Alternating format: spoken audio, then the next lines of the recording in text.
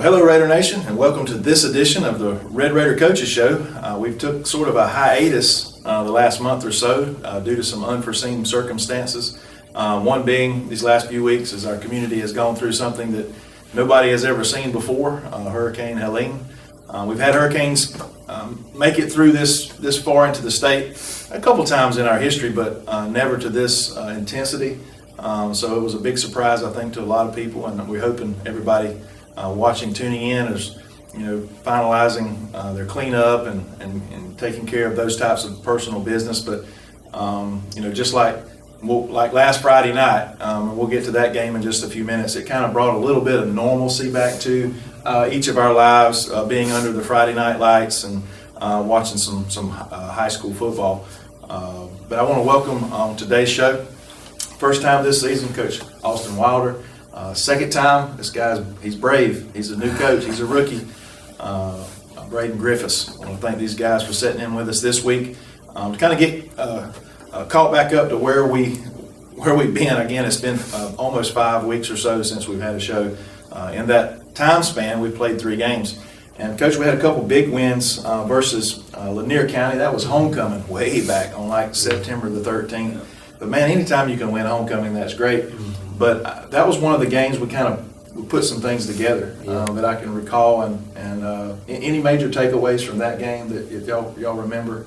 Defensively, they were a spread, RPO team. So we'd already seen it before with Telfair, but Coach Dean, he coming over from Valdosta State and being their head coach, you knew they were going to air raid it out. They were going to throw it. I made the joke throughout that week that he's going to throw the starting quarterback's arm out, then he's going to throw the next person in and throw his arm out.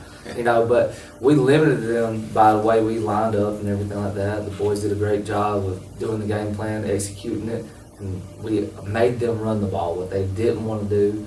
And, they got their little shots here and there, but I think we played great defensively, offensively, and special teams that game. I think we had a block punt at the beginning, recovered it, and then we had a muff punt on their part that we scooped and scored on. So, who's the special teams coach?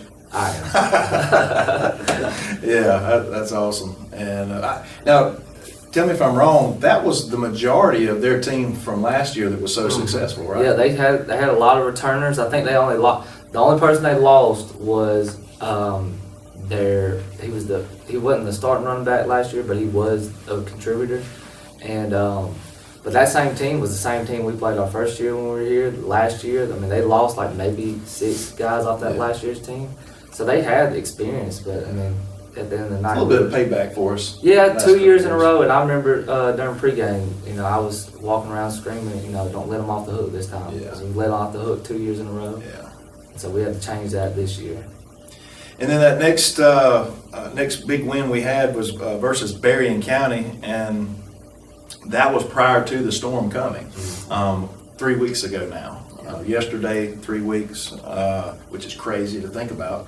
And Brayden, they've been struggling a bit of late. I know last year was a tough season for them, but man, they come in with some good-looking kids, and they had a new coaching staff over there this year, so didn't know necessarily quite what to expect when they showed up. But final score 51-12, and man, that was a pretty complete game by the Red Raiders again. Do you remember any major takeaways from that game? Yeah, I just know that we went out to practice on Monday. We had a feeling that we might have to push it up a little bit.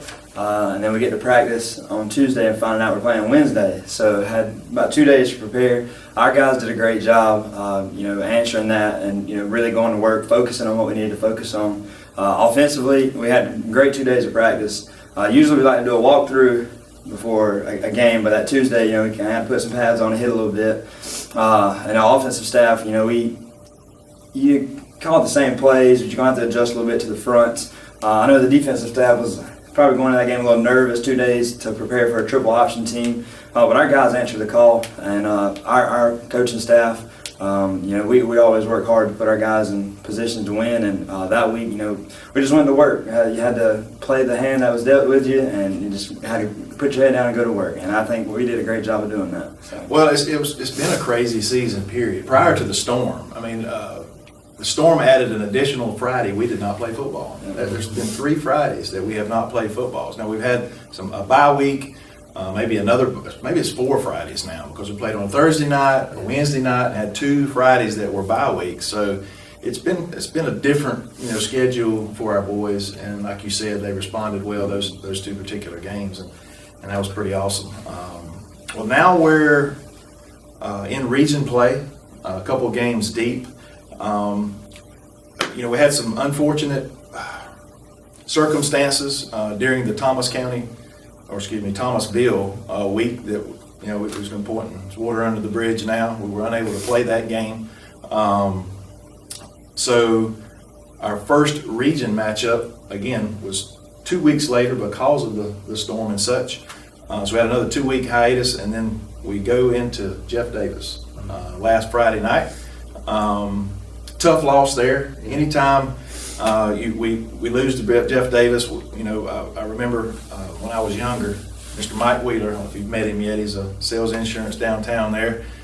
He told me one time, man, we want to beat them in marbles and basket weaving and everything, and it was really cool to see us renew this rivalry again, especially even in region play. So it was fun to be back over there, especially considering everything that's going on in the community. Like I said, it was just a sense of normalcy. And either way that game come out, it was a win for the communities. Either way, obviously we wanted a victory. But I think you could tell both teams struggled early with executing. We made both of our defenses look really, really good, I think, that first half. And both defenses did play pretty well overall. But both teams struggled to kind of get in a position to score or that sort of thing. And we were able to take advantage early and score. But I'll let you guys kind of talk your way through that game, preparing. Did y'all talk to, because me and Sky talked about it at the booth a little bit. This is a young group. They don't necessarily know about this huge rivalry. And I know you guys are from other places as well. Maybe you don't fully understand the battles and that we've been through with at all levels and at all sports with Jeff Davis. Did y'all have any types of conversations with the boys about that type of rivalry? We kind of brought up this senior year's class, that freshman year, kind of what happened in that game, and we kind of said it day one, kind of about it, and left it at that. Yeah. It's kind of one of those drop the mic things and let's go to work. That's right. But as far as a coach seeing it, I knew it was big to Bacon County because it's whenever you immerse yourself in the community and immerse yourself in. This is year 3 for me, and I feel like I've been here for 12 years and I'm full-time Red Raider. And so it means something to you. And so going into that game, we knew it meant something to our community, the past players, and even the school. So going into that game, it's going to be, the energy's going to be there. You don't have to say, hey, get up for this game because, it's just like Georgia Tech or Georgia Auburn. It's going to be there. But our kids, they did a good job all week. I say good, but they did a great job all week of understanding, there is pressure behind it because, yes, it is a rivalry game, but also, let's get out there and play. And we could play them, in the cow field, but it's Jeff Davis, so it's going to be that much more intensity in practice and in the game. And it showed the very first kickoff of the game. Yeah. Getting a turnover the very first play of the game, getting it to the offense, and, I think our kids played really well. They played physical. Both teams were really physical. So, like, our side, we were physical. Coach Hilton's side, he does a good job of making them physical over there. And, we knew it was going to be a dog fight, and that's what it was. It was a dog fight, and, they made a couple more plays than we did. Right. And that's, at the end of the day, that's what football is. That's it. At the end of the day, when you play tight games, especially this deep in the season, and region play and everything like that, when you play a tight ball game, it's going to be 1 or 2 plays that's going to make the difference. And, hats off to them, and maybe we'll get them in the playoffs. Get them in the playoffs, that's right. We talked about this, made a couple more plays than we did, was up 7-0 through to halftime, if you weren't able to make it or if you hadn't watched it on demand. And then 4, 5, 6 minutes into the third quarter, they get a big block punt. I told him earlier before we got in front of the camera that I felt like if they had not blocked that punt, I don't know if they had scored 7-0. Could have ended like that. Just because I didn't see them driving the field on us, because that's how well our defense was playing overall. And so again, that would just trying to change the momentum. And then, it was back and forth defensively, and they had the big play. They had a big hook and ladder. If you've never witnessed that, a lot of times you see it with multiple guys touching the ball on different things. But they just, it's just one of them things. You got to tip your hat. They executed it and were able to score the touchdown on it. Which is kind of a gut punch, but we jumped back in there and continue to play hard. The score was 24-14.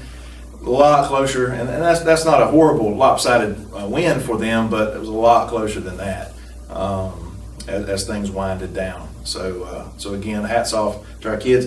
And that goes back to, I said that it was a little bit from an offensive standpoint, it was kind of sputter, but it had a lot to do with the defenses, the way they played. But it had to have a little something to do with the amount of preparation and the practices we had leading up because of the storm, because we wasn't in school.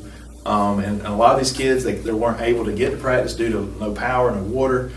So it was kind of an optional, not an optional thing, I think, case by case. But again, it was just a lot going on. And that's why I said earlier, playing football last Friday night was a win for our communities. Seeing what our both communities have done these last couple of weeks to try and recover. And they honored some first responders and some linemen and stuff from locally there at halftime, which is really cool. I'll shout out to them, and I'll do a shout out to our folks too. If you wasn't aware of it, if you went over to the game, you got in for free. They provided that. I think they actually had some local business and industry to kick in and do that. But I know that Bacon County High School, our school district, is doing the exact same thing this Friday night. Tomorrow night, if you can come out to the game, it's going to be free admittance for our community. They just asked if you have, as far as I know, it's just our community because they asked for an ID. I think Jeff Davis was able to raise some money or something like that, but our local Bacon County, Alma constituents will be able to get into the game for free. We want you to come help pull on our Raiders, but also it's a Wall of Fame night. We're going to be recognizing some past players and coaches, as well as I think possibly some rec ball, unless that has changed. But that's where it was. We look at my notes here before we move to Worth. That puts us 4-3 overall, 1-2 in region play, our back's kind of against the wall a little bit here, and let's just admit it. With that loss, we would have been more in the driver's seat, but it's not. We're not eliminated by no means from the playoffs. We still got 3 more big region games. One we'll discuss in just a second with Worth County coming to town. Then we go to Fitzgerald, a perennial powerhouse, and then we'll host Brantley the last game of the season. And Brantley is gettable. So again, because of the new power rankings and the point system, our region is, I've talked to people, it's just a double-edged sword. Mm-hmm. It's difficult. It is. It's difficult. 3 of the top 10 teams in the state and our division is in our region, and that's a good thing because that's probably going to help us potentially propel us into the playoffs, being seeded. So, but let's talk a little bit about Worth County this week. And I watched some of the game when they defeated Thomasville, and I think that surprised a lot of people. I think Thomasville was really surprised. They got a young quarterback, if I recall. He's like a sophomore, pretty tall. He can sling it around, and they like to throw it around. They're going to spread you out. They were pretty impressive. So tell me what you think. Well, from a defensive standpoint, their offense, we go against another spread team. So they love to throw the ball. They run a lot of RPO stuff, run pass option stuff, and they use a lot of tight end personnel. So they got a good receiver, and then I think the best player on the field on offense besides the quarterback and the receiver is going to be the tight end because he's so flexible in what he does. He'll put his hand down in the dirt and he'll block his butt off, and then he'll split out wide and run really good routes, and then he'll line up kind of in the backfield, and he'll be a lead blocker on the run. So he's kind of a very versatile kid. By no means do you just leave, one of their best receivers out there by himself. Not by no means you don't do that. But they're going to run the ball, but they're also going to throw the ball a good bit too. And they're very athletic. They're big up front. And it's just the name of the game is for us to eliminate. Try to figure out what they don't want to do this game, because every week's a little bit different for offense, especially spread offenses. They may go into the week thinking they can run the ball, and the pass game opens up because you're so worried about running the ball. But you just gotta eliminate one, take one away from them, and play the other type of deal. So, but speed, I think our speed on defense will help us out. Yeah. Big bodies moving. If you can't catch us, we're gonna get back there. So right. we got a good bit of speed on the defensive line, linebackers, and our secondary's played well the whole season. I'm very impressed with how our the other night, besides the hook and ladder, they got a screen play that Jeremiah Williams tackled for a 2-yard gain.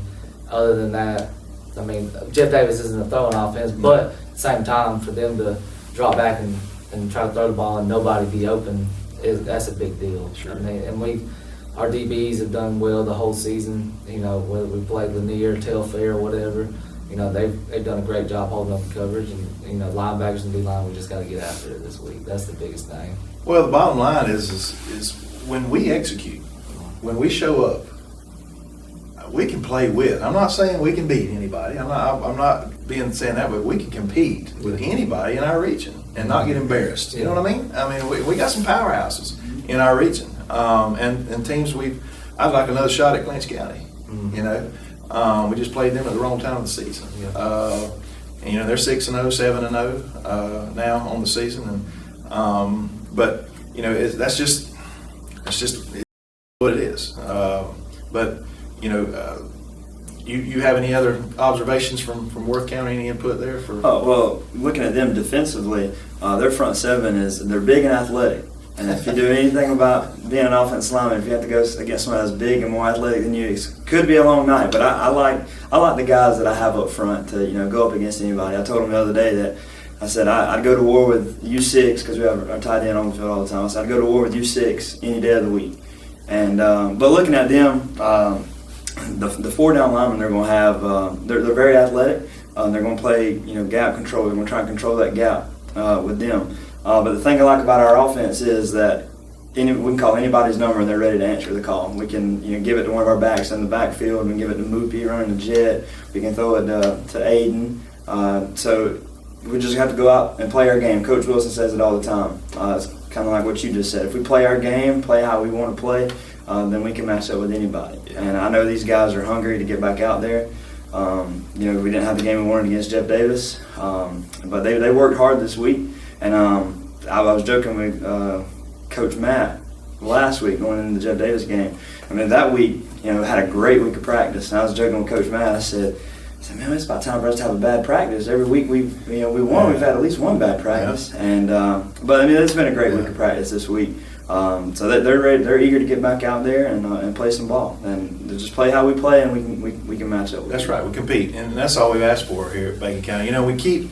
Every year, it seems like, and I've talked with some gentlemen we were talking about before camera, and he probably when we bring his name up, that's just him. But we're looking for that shot to state win. We've been looking for that for 15 years, 20 years, longer probably. And these boys could do that this Friday. They could do it next Friday, and they could change. You guys have done a really good job these last couple of years changing and molding the culture of our program. And it could just take us to the next level, and that's what these guys, have a chance to do. They do have a chance to do that, and that's just huge. Just to have the opportunity. Again, whether it happens or not, we'll see. But we're just looking for that opportunity, and we'll get that tomorrow night.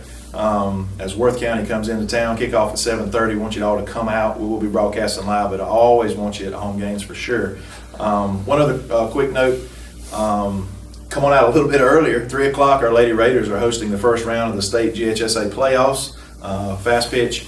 They're hosting Worth County, which is a little weird, but that shows you this power ranking thing is kind of weird. So we're hosting a region team in the first round of the state playoffs, and there's a good chance we'll be hosting another region team next week at home if things go the way we suspect. Thomasville, who plays Haralson County, I think. So we'll get ahead of ourselves, but we got to take care of, the Lady Raiders have to take care of business tomorrow. But there's a doubleheader, best of 3 series, the if game, I don't know if it's Saturday or Monday, with the if game. I hope we don't have to worry about that. So 3 and 5 tomorrow, and then you can head over to the football field and catch the Red Raiders as they host Worth County. Before we get out of here, and thank y'all so much for coming. I really enjoy y'all's input. I wanted to talk to Coach Wilder a little bit about his recruiting role. He is our head recruiter. He took a little bit. We upgraded his role from last year to the last couple of years to this year. He's been basically over football recruitment, but now he is over basically all varsity level sports recruiting. And I want to just kind of see how that's going. It's going good. Stepping into this new role is kind of a little different. You know, you're getting on the phone with people, you're talking to coaches, and they're, Coach, what do you coach? You coach softball? No, I coach football. I handle all recruiting at Bacon County, but it's been going well. I think some of the conversations with the coaches have, you know, it's kind of a shock because I don't think a lot of high schools really do this. I think Coach Parker really was innovative in when he decided to do this. Because a lot of people, it's coach by coach. That's right. And so, and they're like softball right now. Coach Gardner, she's in season, so a lot of those phone calls. Not saying that she's missing the phone calls, but she may be at practice in the middle of practice. She may be in the middle of a game, coaching. And a lot of softball, you know, coaches, they recruit in different areas or recruit at different times. A lot of coaches for soccer, softball, baseball. You know, a lot of them they'll watch the film online, or they'll show up, you know, during playoff time or something like that. So figuring out that is a new thing for me because I was so used to. I knew when the football coaches were coming in. I knew when they wanted to, when they could, and so. But it's been good. I mean, I've gotten positive feedback from all coaches for our athletes right now. I'm helping out with, you know, softball right now, recruiting football obviously, and then cross country a little bit too. Yeah. Those three sports right now, and then we'll transition from that to, you know, wrestling and basketball, girls and boys basketball, and then we'll do baseball, track, soccer, and soccer and everything like that. And so right now, you know, we have several athletes, several seniors that, you know, may not have thought they really could. You know, they probably think they could have played college sports, but now with this conversation, the conversation I've been having, I think there's a possibility we may be surprising some ladies and some boys with some possible scholarship, partial scholarships, or possible walk-on possibilities.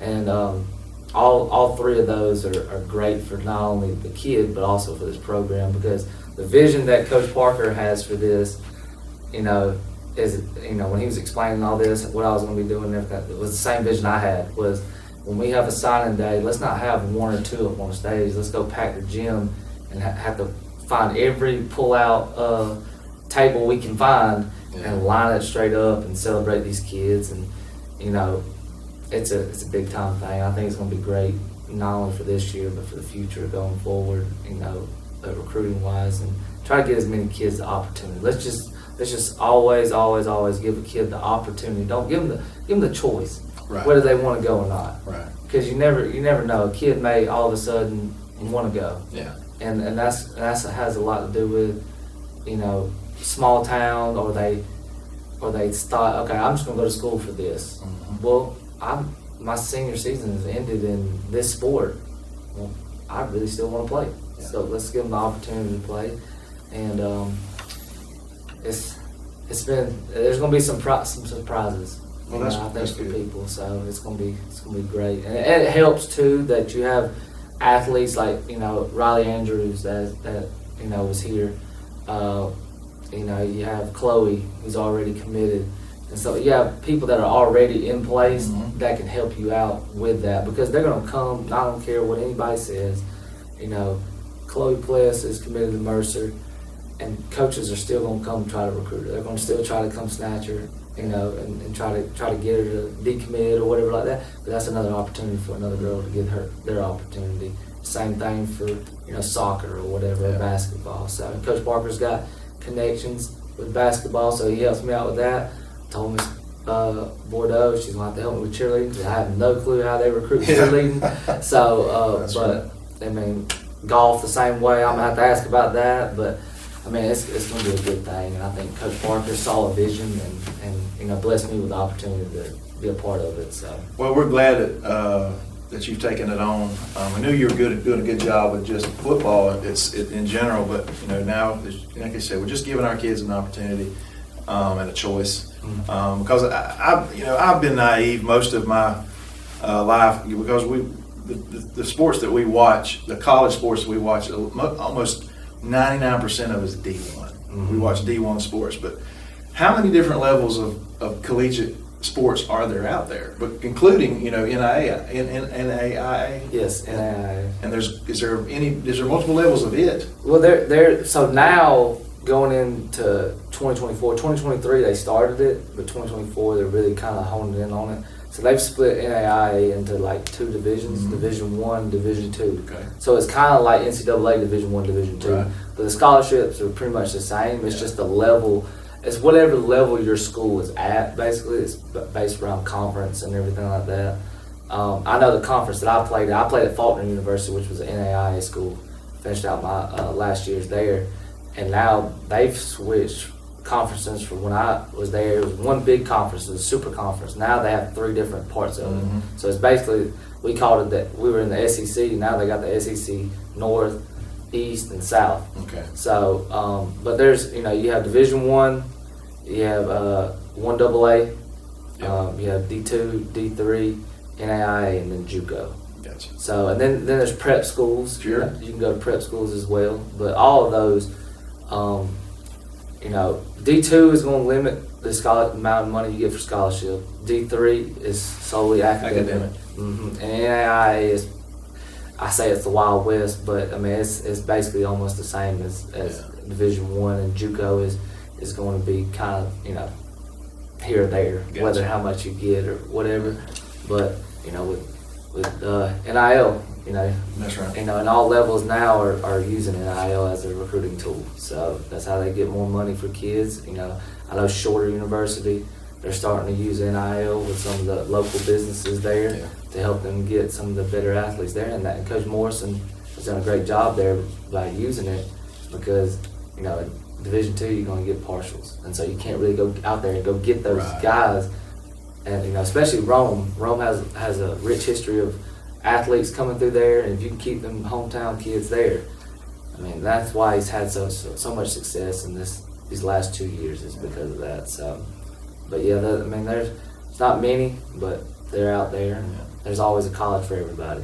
It's college for everybody, and that's what we're trying to provide as an opportunity for them to pursue not only their athletic aspirations, but let's get that degree. Let's because that's what they'll do. The majority of them the rest of their lives. A small percentage that are able to make a living at playing professionally, but we want them to have the work ethic to go and improve themselves, and like I said, get educated, and whether they come back here or go abroad, that's important for our student athletes. And I just thank you for that. Thank you for being here and joining us, and your input's always great. You're kind of like an old soul the way you speak. You're very, very confident, so I appreciate your input. So again, thank you for joining us on this week's edition of the Red Raider Coaches Show.